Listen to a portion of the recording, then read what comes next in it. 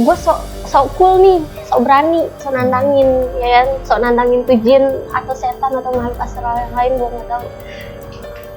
Gue udah kayak meraung-raung gitu, sedih kayaknya. Kakak kenapa kak, katanya gitu. Mata kakak tuh udah bener-bener merah, pandangan kakak ke atas terus.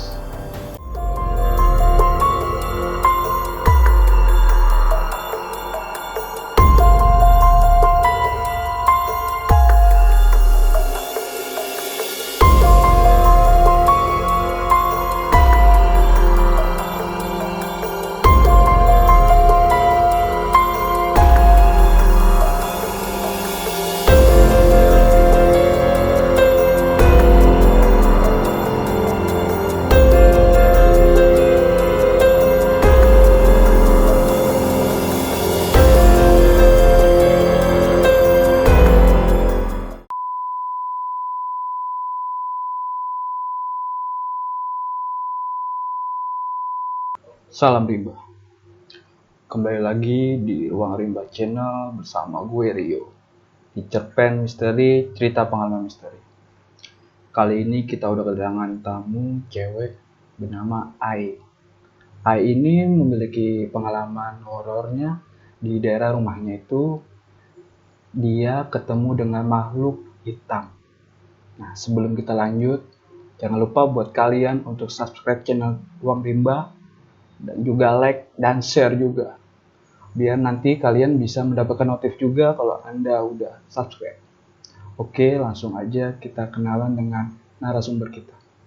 Selamat malam Mbak Aiza. Malam, Mas. Ya. Nah, Mbak Aiza ini punya pengalaman horor waktu itu di rumahnya ya? Iya, di rumah gue sendiri sih. Itu sekitaran tahun 2019. Oke, tahan dulu. Nah, Mbak Aiza, nyobain dulu dong kopi dari Kopi Rimba kita nih. Oh, ada kopinya juga? Ada, cobain dulu. Gue coba ya. Iya.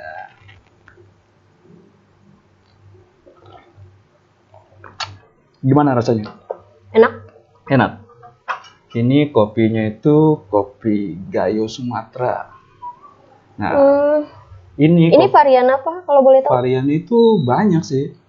Nah, variannya itu ada seperti Calabres Toraja, Flores Bajawa, dan Bali Kali Kintamani. Dan ada juga Java Rangka Kalong dan Sumatera Mandaling.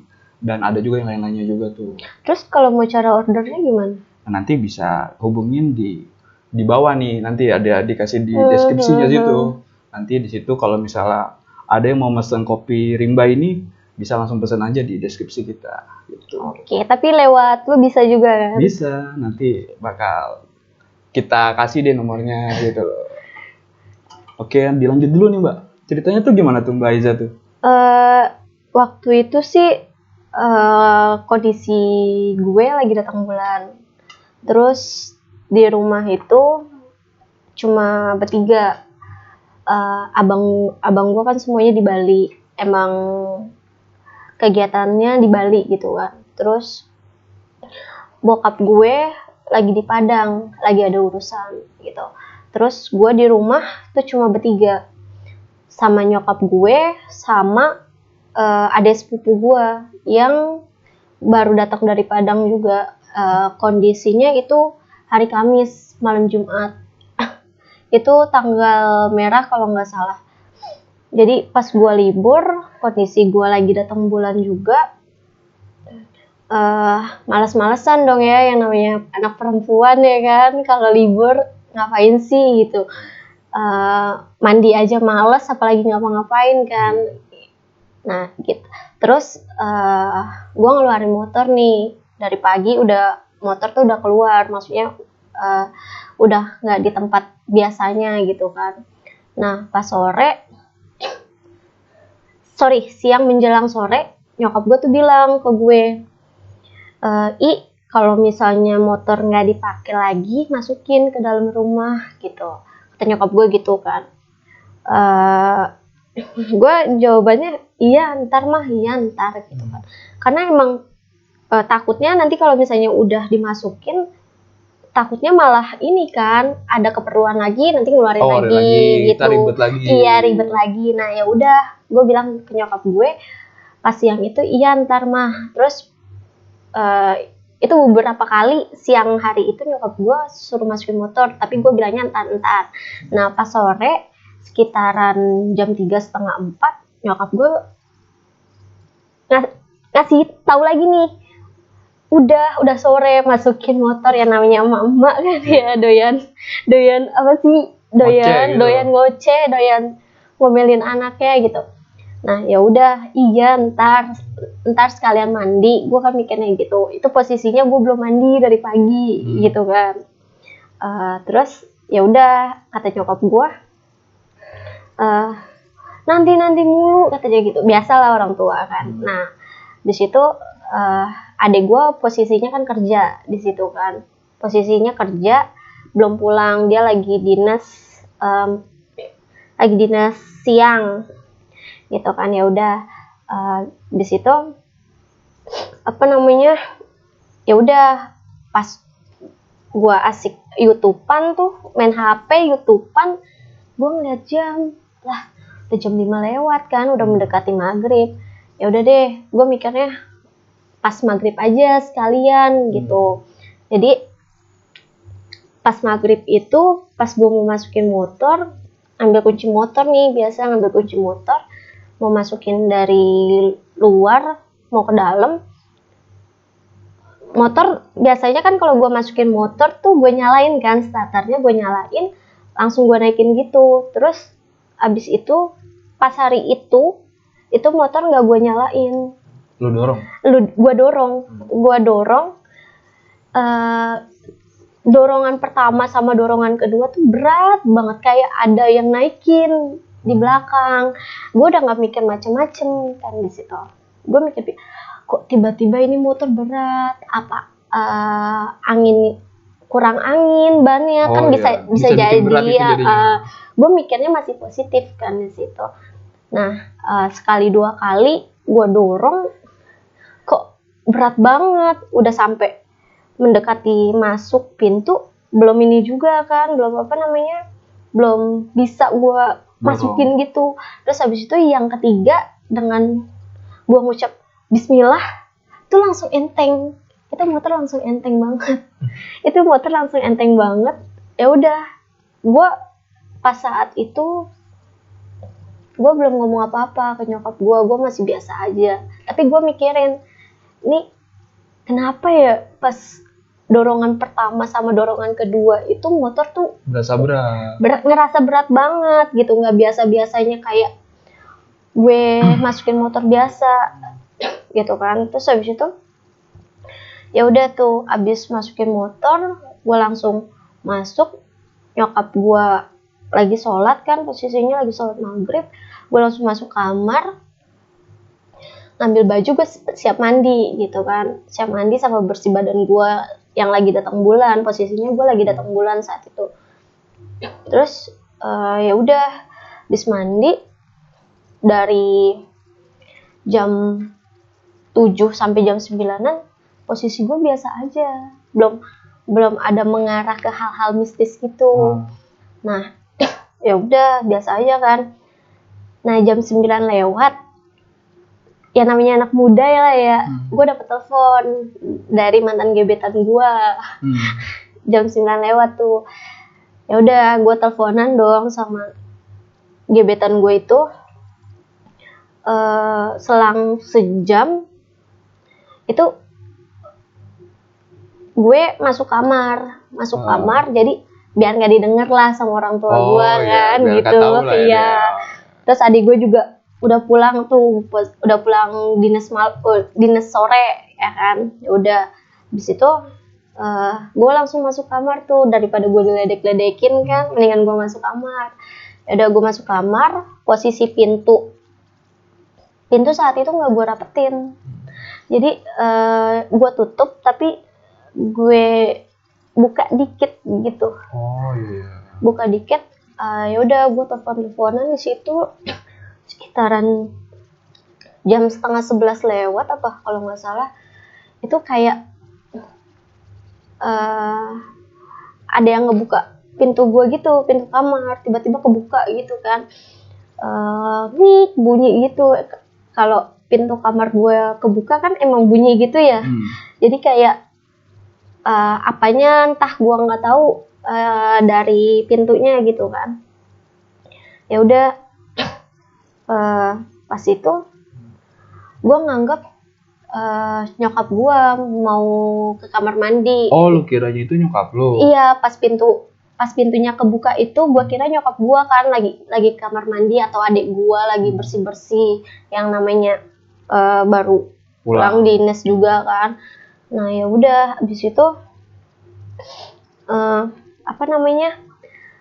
gue nggak open maksudnya ya udah paling adik atau nyokap gue kan yang mau ke kamar mandi atau kemana gitu. Terus gue mikir nih di sini, kalau nyokap atau adik gue ke kamar mandi tapi kok nggak balik lagi. Gue sempat kepikiran di situ.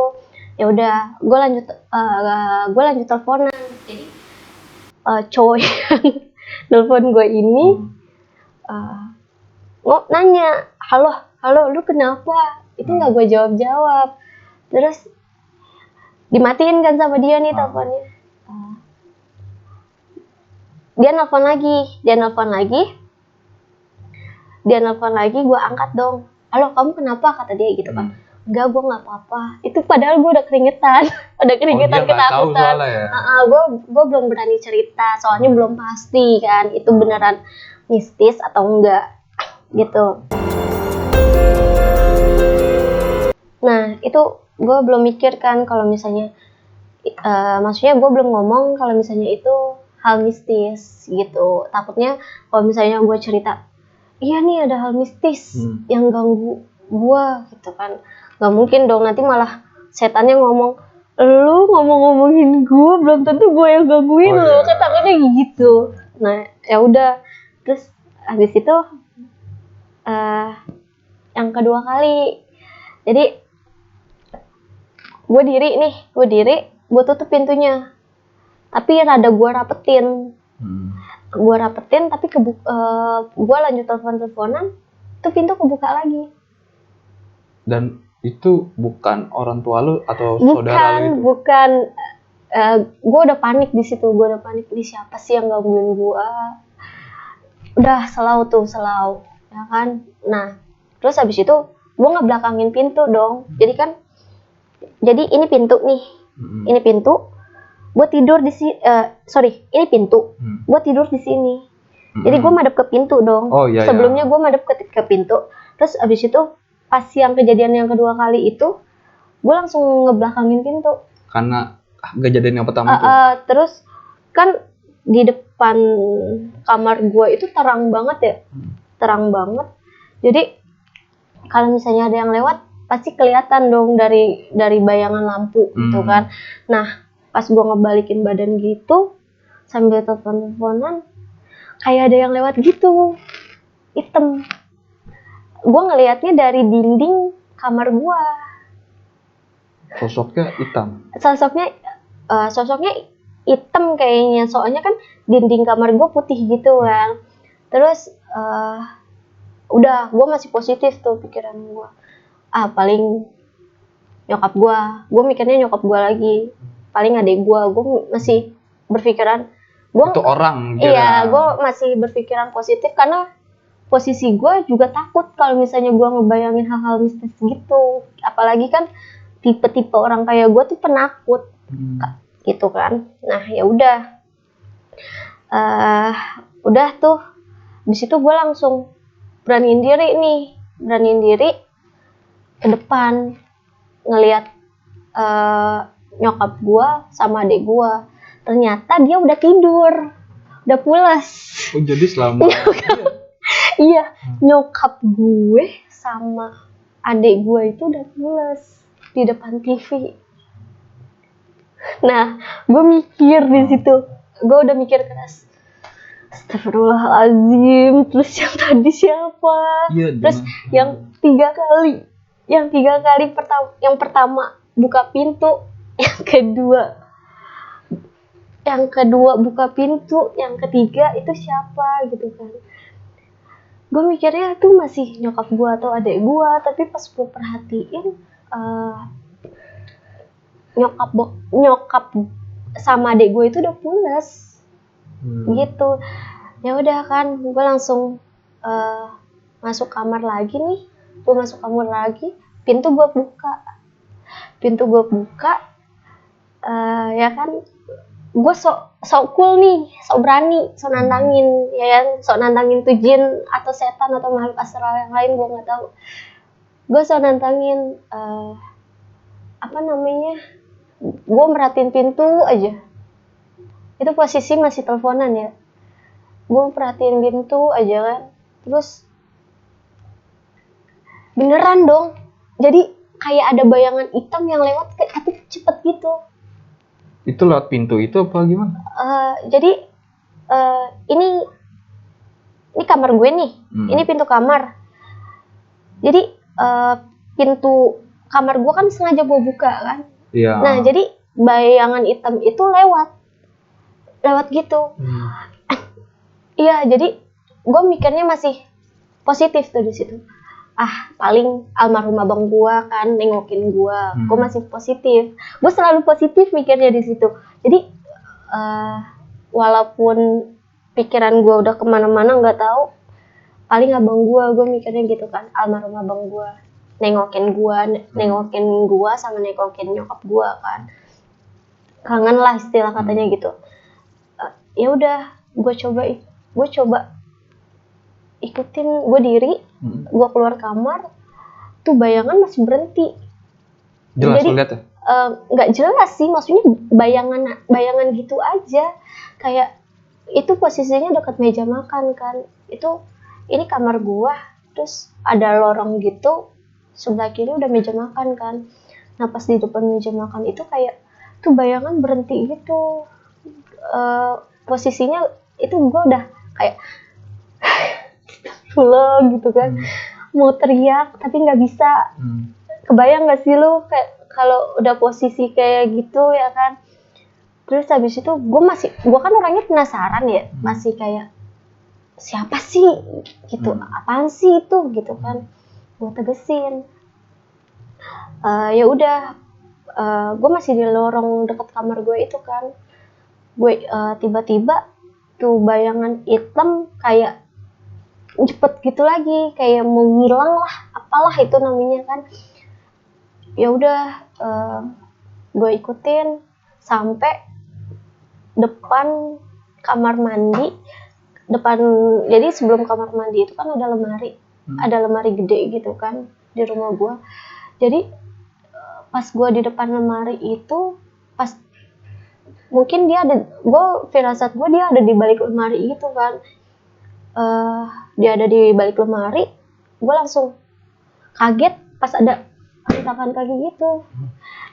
Gue langsung astagfirullahaladzim, gue langsung ucap gitu kan, sampai dalam hati gue gini, gue berpikirnya gini, dah kalau misalnya emang udah dateng, tunjukin muka udah depan Ai gitu. Jadi gue langsung kayak jangan nakut-nakutin Ai dengan cara kayak gini, coba tunjukin, gue bilang gitu kan. Udah, ini maksudnya kakak lo itu? Abang gue. Jadi kan gue orang Padang, jadi kalau manggil kakak laki-laki itu sebutannya udah. Jadi dalam hati gue kayak gitu. Nah jadi pas gue dalam hati ngomong kayak gitu, tuh bayangan balik lagi. Gue lagi nunduk gini, terus tiba-tiba tuh bayangan hitam jadi memudar abu-abu entah apa itu. Gue kan posisi gue nggak berani ngelihat dong, gue udah takut banget. Terus habis itu gue diem, kaki gue gemeteran, udah gue nggak kayak gue langsung kabur. Jadi gue nggak sempat ngelihat itu apa, itu makhluk apa, mukanya kayak apa, gue nggak ngelihat, gue nggak mau tahu juga. Amit-amit auzubillah min dzalik. Ya udah, Di situ gue langsung kaburnya nggak ke kamar, gue kaburnya ke tempat adik sama nyokap gue lagi tidur. Gue langsung di situ kayak apa sih namanya, orang takut. Gue langsung nutupin muka gue pakai bantal, terus gue tutupin lagi pakai selimut. Nah abis itu di situ gue udah kayak meraung-raung gitu, sedih kayaknya. Gue mikir apa sih yang gue lihat tadi gitu. Gue kepikiran sampai kejadian itu malam sekitaran jam berapa, gue ngeliat itu jam 12-an kayaknya. Itu gue udah nggak sadar. Gue nggak sadar. Pas gue abis nutup muka badan gue pakai bantal pakai selimut, itu gue udah nggak sadar. Maksudnya nggak sadar gini loh, kayak hilang kesadaran gimana sih gitu, kayak apa namanya, kayak kesurupan tapi nggak kesurupan. Lu ngerasa nggak kesurupan itu? Enggak. Sampai gue diceritain besok aja sama nyokap gue tuh, kamu kenapa kemarin ngeliat apa? Pas berhari-hari nyokap setelah kejadian itu kan, gue nggak tahu dong. Gue nanya sama nyokap gue, emang ada kejadian apa? Iya, pas malam Jumat itu kamu ngeraung-ngeraung. Nyokap lu ngomong gitu? Iya, nyokap sama adek gue ngeraung-ngeraung. Terus kata adek gue gini, kakak kenapa kak, katanya gitu. Mata kakak tuh udah bener-bener merah, pandangan kakak ke atas terus. Gue tanya, emang kenapa dek, coba ceritain. Gue minta ceritain dong. Ya udah, diceritain lah sama adek gue. Iya kak, pas 1:30 katanya, gue udah mulai berisik, ngeraung-ngeraung. Nah iya, pas jam 1:30 itu gue diceritain sama adek gue. Katanya, kakak kenapa, katanya gitu. Gue nggak jawab, mata gue merah, pandangan gue udah ke atas gitu kan. Nah terus sampai nyokap gue tuh udah ketakutan, nih ada terjadi apa semalam sama gue. Mungkin nyokap gue mikirnya udah panik lah ya, namanya orang tua gitu kan. Terus itu sampai minta tolong ke tetangga gue ini kan tetangga gue yang dulu ya, sekarang udah pindah. Jadi tetangga gue yang dulu emang bisa ngelihat hal-hal kayak gitu. Cuman dia buat ngusir belum mampu gitu. Dia cuma bisa sebatas, oh iya ada lo di sini gitu. Ya udah kan, di situ di rumah itu nyokap gue ke tetangga itu jam 1 malam karena posisi gue udah maksudnya udah nggak sadarin diri, nggak tahu juga nyokap gue harus ngapain. Adik gue posisinya udah lagi baca Quran. Adik gue malah mungkin mikirnya udah kesana, oh ini ada yang dilihat atau ketempelan atau kerasukan gitu kan. Adik gue mikirnya kayak gitu. Ya udah dipanggilin tetangga gue. Kata tetangga gue, iya ini kayaknya dia habis ngeliat kayak gitu. Si Ai habis ngeliat, kata tetangga gue gitu. Soalnya pandangannya ke atas, mata merah. Terus jadi tetangga gue ini nyadarin gue sampai pipi gue kayak dipukul-pukul gitu kan. Manggil-manggil gue Ai katanya gitu. Tapi gue biasa-biasa aja. Di situ kata tetangga gue itu terus maksudnya terus setelin YouTube agama, kayak bacaan ruqyah gitu kan. Nah gue tetap aja ya, gue nggak tahu apa-apa dong di situ. Gue boleh diceritain juga sama dia, gue itu bener-bener nggak ada efek apa-apa katanya gitu. Nah pas malam itu gue sempat disembur sama tetangga gue itu. Gue nggak tahu disembur pakai apa gitu kan. Gue sempat disembur sama tetangga gue itu udah agak mendingan katanya. Udah mata gue udah rada nggak ngeliat ke atas terus, cuman gue masih belum bisa diajak ngomong gitu kan. Terus kata adik gue, semuanya kata adik gue ya, karena gue udah nggak sadarin diri, gue nggak tahu apa-apa di situ. Kata adik gue, iya kakak kenapa katanya gitu kan. Itu adik gue masih bertanya-tanya sama gue kayak gitu. Orang gue nggak tahu. Gue bilang kayak gitu kan, ini aja boleh lu ceritain gitu.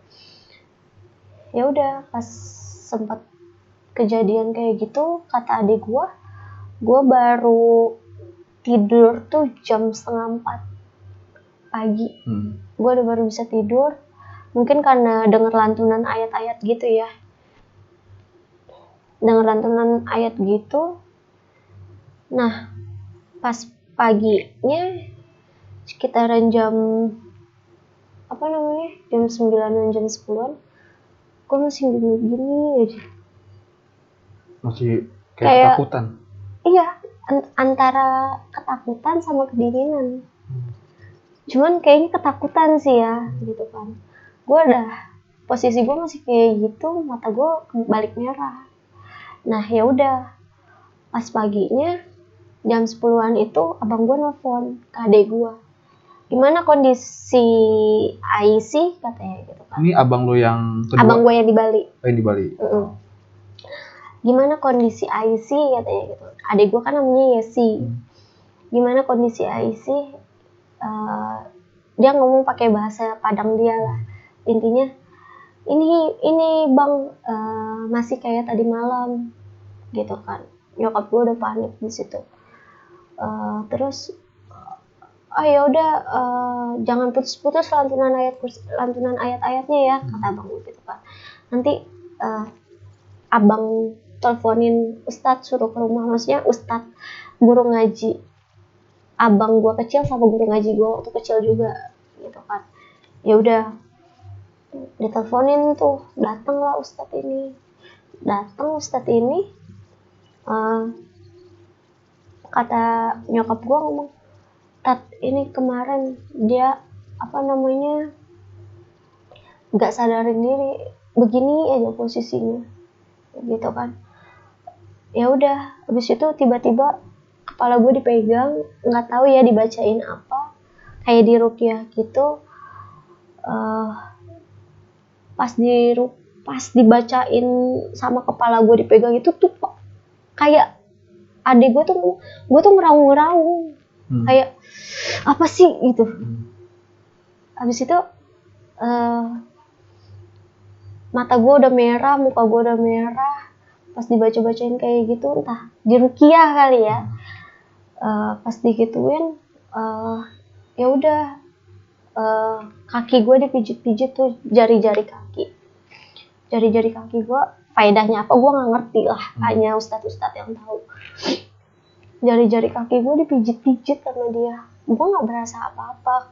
Kalau kata ustadznya, kalau orang normal pasti kalau dipijit gitu ngerasa sakit, tapi gue biasa aja. Terus habis itu gue disembur lagi tuh sama ustadz ini. Gue disembur lagi, gue langsung pingsan di situ. Abis di ruqyah itu, kayaknya di ruqyah ya. Abis di ruqyah itu gue pingsan katanya. Abis minum air yang didoain sama Pak Ustadz itu, gue pingsan. Nggak lama sih, cuma 5 menit paling. Terus habis itu gue bangun, diminumin lagi air putih itu kan. Terus rada setengah jam gue didiamin dulu. Gue ditanya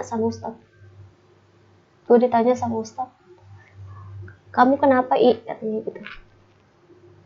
Nggak tahu Pak Ustadz. Gue masih takut buat ngomong. Gue takut kalau misalnya gue ngomong, tuh makhluk masih ada di rumah gue.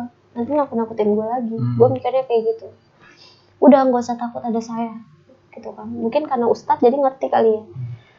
Ya udah, gue ceritain tuh kayak tadi Yang di awal itu. iya, yang dari awal itu gue ceritain ke ustadz, posisi kamu lagi datang bulan, kenapa kamu maghrib keluar? Ya gue ngomong gini, ya saya orang awam Pak Ustadz, belum paham banget soal agama, ya mikirnya ya udah biasa aja, nggak ada apa-apa. Nggak pikir tentang hal-hal kayak gitu ya? Iya. Terus habis itu ya udah gue dikasih wejangan di situ, dikasih wejangan nih. Ya udah, lain kali kalau lagi datang bulan di rumah aja. Pokoknya sebelum azan maghrib di rumah. Karena jin atau makhluk astral lain itu emang suka yang berbau amis sama yang lagi kotor, katanya gitu kan. Posisi gue kan lagi datang bulan, bau amis, terus lagi kotor juga, ya jin mau dong nempel ke gue gitu. Itu selesai dari situ ya udah, gue udah kayak biasa-biasanya lagi udah di rumah, lagi. udah nggak ngerasain apa-apa lagi gitu. Cuman itu pengalaman yang pertama kali gue rasain sih. Gue udah jalan 9 tahun di rumah itu, baru sekali kejadian gitu. Tapi Pak Ustadz itu nyebutnya nggak makhluk itu makhluk apa? Sempet mau digambarin. Gambarin gimana? Jadi Pak Ustadz itu sempat mau minta kertas kosong. Jadi kan emang dia jago kaligrafi, jago ngelihat hal-hal kayak gitu. Jadi gue tanya, buat apa bang? Gitu. Gue manggilnya bukan Pak Ustadz, jadi gue manggilnya bang. Buat apa bang? Gitu kan. Gue pengen lihat, biar lu juga lihat makhluknya apa. Aduh, enggak deh. Oh, jadi nanti digambarin biar lu tahu nih makhluknya. Iya. Jadi guru ngaji plus ustadz gue ini kan emang lulusan Gontor ya. Jadi paham lah dia hal-hal kayak gitu. Cuman gue udah nolak duluan. Jadi sebelum gue kasih, gue tanya, buat apaan bang? Gitu. Jadi daripada gue mikirin, duh lu ganggu gue aja gitu kan, mendingan nggak usah gitu. Ya udah. Mendingan nggak tahu sekalian gitu kan. Kadang kalau lagi nonton YouTube, selain Ruang Rimba yang buat nonton ya, DMS yang dari Misteri Sarah, itu kan tentang penelusuran juga. Kadang kalau lagi nonton itu ya serem banget gitu. Terus juga gue pernah nonton channel Ruang Rimba yang, nah setelah gue cerita sama Pak Ustadz itu, gue ngomong lagi ke Pak Ustadz. Jadi bukan gue doang Pak Ustadz yang ngerasain hal kayak gitu, tapi tetangga gue semenjak gue kejadian ini, nyokap gue cerita gitu kan.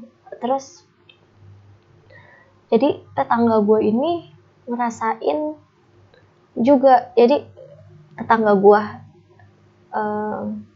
cerita dia jam 1 malam buang sampah. Jadi depan rumah gue itu ada pohon jambu gede gitu kan. Nah jadi pohon jambu itu, ini rumah gue itu pohon jambu depannya. Iya, depannya pohon jambu, terus sebelah sini tempat sampah. Jadi kan kalau misalnya di lingkungan gue itu kalau buang sampah di situ. Nah tetangga gue itu lagi buang sampah, mau buang sampah lewat pohon jambu. Buang sampah jam 1 malam, nggak ada siapa-siapa, sepi dong. Diketawain dari pohon jambu. Dari penghuni pohon jambu itu. Suara kuntilanak. Katanya suara cewek gitu, tapi bukan kayak kunti. Suara ada yang ngetawain gitu kan. Jadi kan kalau suaranya dekat berarti dia jauh dong. Kalau suaranya jauh berarti dia dekat. Oh iya. Ininya kan itu kan. Ya udah. Terus Itu satu tuh tangga gue. Terus tangga gue yang di belakang ada lagi ngomong, bukan lu aja yang ngerasain kayak gitu. Laki gue lagi nonton TV di depan TV jam 12 malam, ada anak kecil yang lari-larian depan rumah dia. Siapa coba? Logikanya gini aja, mana ada anak kecil Jam 12 malam masih keluar lari-larian gitu ya. Iya. Gitu. Terus gue nanya ke Ustadz, dari cerita gue sama tetangga gue gitu. Jadi Ustadz tuh ngeliat di pohon jambu ini emang ada kayak sosok gede semacam genderuwo gitu. Terus di keran depan pohon itu ada juga poci. Pocong. Ya, gue nyebutnya poci aja biar terkesan nggak nakut-nakutin banget. Terus yang di belakang itu katanya tuyul. Gitu kan. Gue langsung skip itu kan. Udahlah Pak Ustadz, nggak usah diceritain. Jadi ngeri ya. Gue masih tinggal di situ soalnya. Jadi ngeri gitu. Sempet kejadian kayak gitu, gue langsung bilang ke nyokap gue, udahlah pindah aja yuk dari sini yuk. Gitu. Gue udah panik gitu kan. Ngomong lah sama abang, udah pokoknya singkat cerita kayak gitu. Ya itulah cerita gue, endingnya begitu gitu. Gitu banget. Oh, ini pengalaman pertama lo yang bikin lo susah lupa kali ya? Susah banget. Iya, apalagi namanya ya lo udah tinggal lama ya di rumah lo sendiri di gitu. Rumah gue sendiri, di rumah yang gue tempatin sendiri. Nah itu dia. Kata tangga gue nggak ngalamin. Jadi tangga sebelah rumah gue nggak ngalamin. Jadi dia ngomongnya stay cool banget kan. Dia ngomong gini, ya elah di setiap rumah mah emang ada makhluknya. Gue mikir, ya lu belum aja ngerasain jadi gue kayak apa. Ditampakin gitu ya, ditempelin gitu ya. Iya, ditampakin, diliatin, ditempelin. Kan gue kesel banget tuh sama omongan-omongan orang yang udahlah ngapain sih hal-hal mistis gitu ditakutin. Kita bukan takut ya, intinya tuh bukan takut tapi menjaga-jaga gitu loh, daripada lu yang kena dampaknya ya mendingan lu antisipasi gitu. Terus juga saran gue ya pokoknya jangan, kalau lagi datang bulan jangan keluar aja udah gitu. Karena itu pengalaman pribadi banget seperti itu ya. Gitu. Jadi kan ada cerita yang gue tonton di tempat-tempat lain, kalau naik gunung lagi dapat nggak boleh ya kan, sama halnya kalau lagi dapat nggak boleh keluar maghrib. Sama seperti itu. Iya. Maksudnya kayak gitu. Maksudnya kayak gitu. Daripada nanti jadi gangguan gitu ya, gangguan kayak gitu ya. Itu aja sih. Itu aja. Oh ya, kita ngoceh mulu nih, belum ngopi kita nih. Iya, sampai gua aus. Ya udah kopi dulu lah, cobain dulu kopi rimba. Oh iya. Nih buat kalian nih, buat penonton Ruang Rimba, channel Ruang Rimba, jangan lupa nih pesen kopi Ruang Rimba. Kopi Rimba, salah, sorry. Jangan lupa pesen kopi rimbanya. Dan nanti ada di bawah deskripsi ini kalau bisa lah kalian mau mesen nih, ada WA-nya juga. Oke, jangan lupa nih pesen ya kopi rimbanya.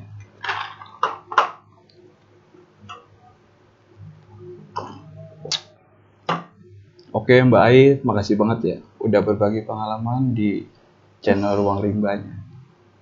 Siap. Oke, jangan kapok. Enggak. Ya, jangan kapok buat. Paling kapoknya kalau lagi datang nggak keluar. Ya. Gitu aja sih. Ya, mudah-mudahan ini menjadi cerita terakhir lo ya, nggak ngalamin hal-hal. Amin. Oke. Jangan sampai dah gue ngalamin hal-hal kayak gitu lagi. Siap. Oke ya, terima kasih Mbak ya. Sama-sama. Oke, coba kita akhiri buat kalian yang belum subscribe channel Ruang Rimba, jangan lupa untuk subscribe channel Ruang Rimba, like and share juga. Dan bagi kalian yang punya cerita horor, bisa kirim di alamat email kami di bawah deskripsi ini. Oke, sampai jumpa di video selanjutnya.